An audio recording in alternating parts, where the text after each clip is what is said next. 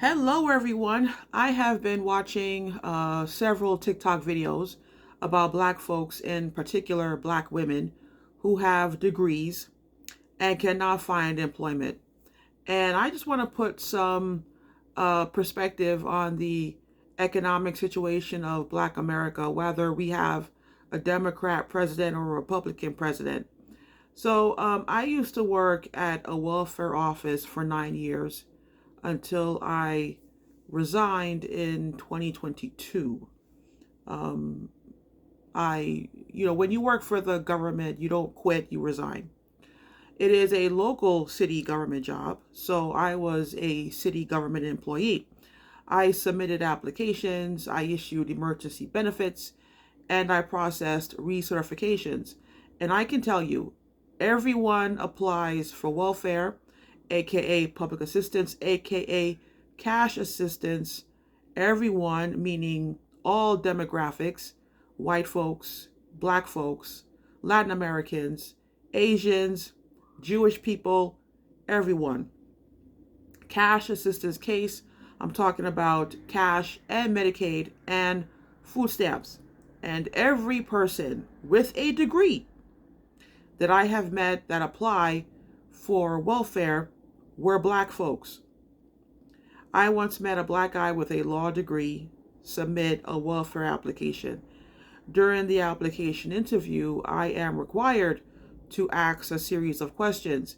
That includes a question about the highest grade or the highest degree someone completed. This applicant had a law degree, and the last job he had was a security guard job. That kind of job does not require a law degree.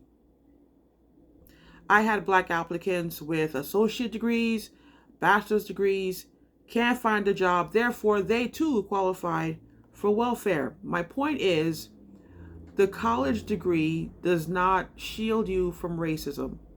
In fact, it proves even more that racism is still a problem. When I think back on this past week, this past 7 days, the congressional hearings with Pam Bondi was about the Epstein files. Jeffrey Epstein is proof that this country is not fair to black folks. And I don't care what anybody says. Okay? Complain if you want. But according to the online biography, Epstein was a white Jewish college dropout born and raised in New York City who got his start in life as a private school teacher. Now, I have tried numerous times of getting a teaching job at different schools here in New York City. Years ago, you were required to have, and I mean it, you were required to have a bachelor's degree to get a teaching job, regardless of what grade you're teaching. Nowadays, you need a master's in order to keep the job. But his biography states he worked as a private school teacher even though he lacked credentials. From there, he made connections, and after he was dismissed, he got a job at Bear Stearns. And he climbed the ladder from there, and he was able to get rich and connect with rich people. That's one problem many black folks have. We don't network.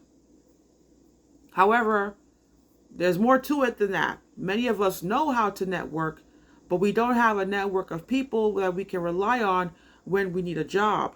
Me personally, I've been there, I've done that. So, networking never helped me out.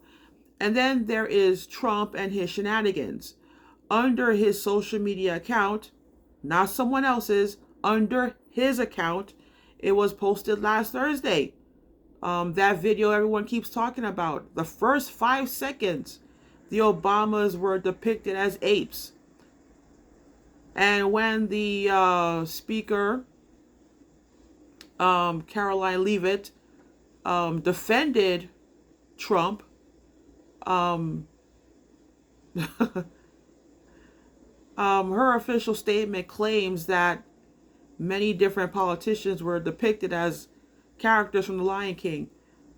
Yeah, there are no apes in The Lion King, but okay. Um,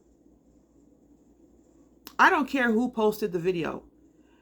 Um, it was under Trump's account. He is responsible for that social media account. And keep in mind, social media accounts have a password for a reason. Okay? And we are all told many, many times, because of cybersecurity, you should never share a person's password.